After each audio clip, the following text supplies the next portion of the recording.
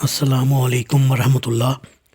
سورہ آل عمران مدنی صورت، تیسرے سپارے کا 13واں رکوع، آیت نمبر 42 سے 44۔ اعوذ باللہ من الشیطان الرجیم، بسم اللہ الرحمن الرحیم۔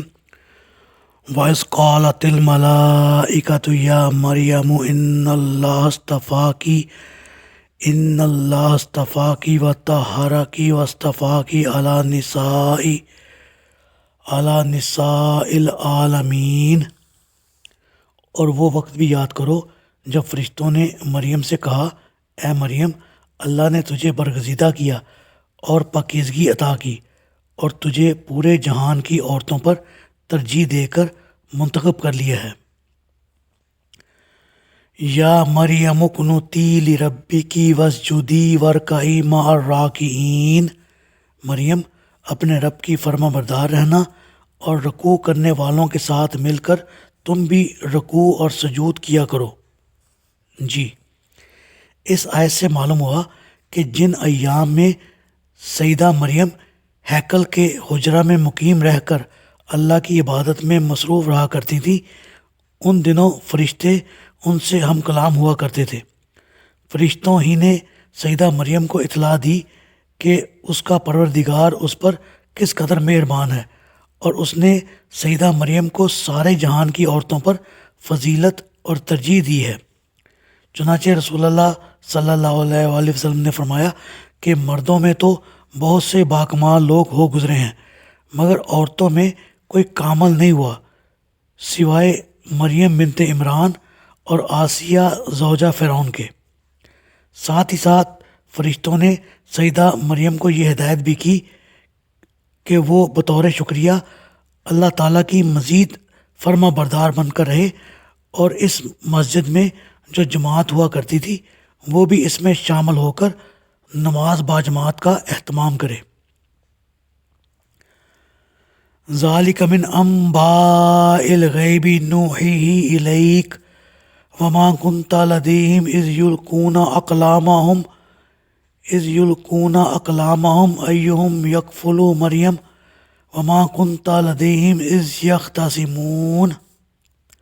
یہ غیب کی خبریں ہیں جو اے محمد صلی اللہ علیہ وسلم ہم آپ کی طرف وحی کر رہے ہیں۔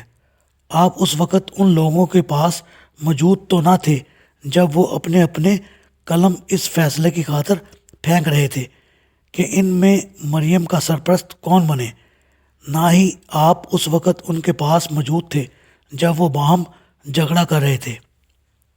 جی، یعنی ایسے واقعات صدیوں پہلے گزر چکے ہیں، انہیں بالکل ٹھیک طور پر اپنے مخالفوں کو بتا دینا آپ کا معجزہ اور آپ کی نبوت پر واضح دلیل ہے، کیونکہ آپ نے نہ تو تورات پڑھی تھی، نہ انجیل، اور نہ ہی کوئی تاریخی کتاب۔ عمر کا اکثر حصہ مکہ مکرمہ میں گزرا، جہاں کوئی ذی علم تھا ہی نہیں کہ آپ اس سے سن کر دوسروں کو بتا سکتے، نہ آپ کا کوئی استاد تھا۔ پھر ایسے واقعات کو علماء اہل کتاب کے سامنے صحیح بیان کر دینا آپ کے من جانب اللہ سچا رسول ہونے پر بڑی قوی دلیل ہے۔ پھر بھی جو لوگ آپ کی رسالت کا انکار کرتے ہیں تو اس کی وجہ محض بغض اور عناد اور دوسرے مفادات ہیں اور کچھ نہیں۔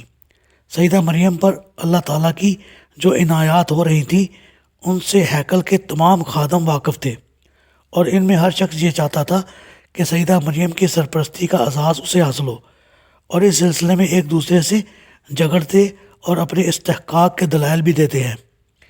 اسی سلسلہ میں سیدنا زکریا علیہ السلام نے دوسروں کو اپنا یہ استحقاق بتایا کہ چونکہ وہ سیدہ مریم کے حقیقی خالو بھی ہیں، لہٰذا وہی سیدہ مریم کے کفیل بننے کے سب سے زیادہ حقدار ہیں۔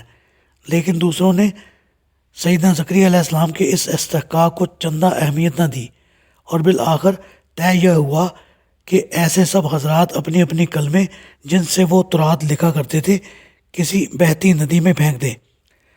اگر کسی شخص کا قلم ندی کے بہاؤ کی طرف بہنے سے رک جائے اور اپنی جگہ پر قائم رہے تو وہی شخص مریم کی سرپرستی کا حقدار ہوگا۔ اب ظاہر ہے کہ یہ امتحان بھی ایک خرق عادت امر سے تھے، اور کسی خرق کے عادت امر سے ہی اس قضیہ کا فیصلہ ہو سکتا تھا۔ چنانچہ کلمیں پھینکی گئیں تو ماں سوائے زکریا علیہ السلام کے قلم کے باقی سب کلمیں پانی کے بہاؤ کے رخ بہہ نکلیں، لیکن سیدنا زکریا علیہ السلام کا قلم اپنی جگہ پر قائم رہا۔ ایک تو وہ پہلے ہی سیدہ مریم کے حقیقی خالو ہوتے تھے، اس امتحان میں بھی قرہ فعال انہی کے نام نکلا، تو اب اس میں کسی کو اختلاف اور جھگڑے کی گنجائش نہ رہی۔ اللہ تعالیٰ سے دعا ہے اللہ تعالیٰ ہمیں قرآن کو پڑھنے، سمجھنے اور اس پر عمل کرنے کی توفیق عطا فرمائے۔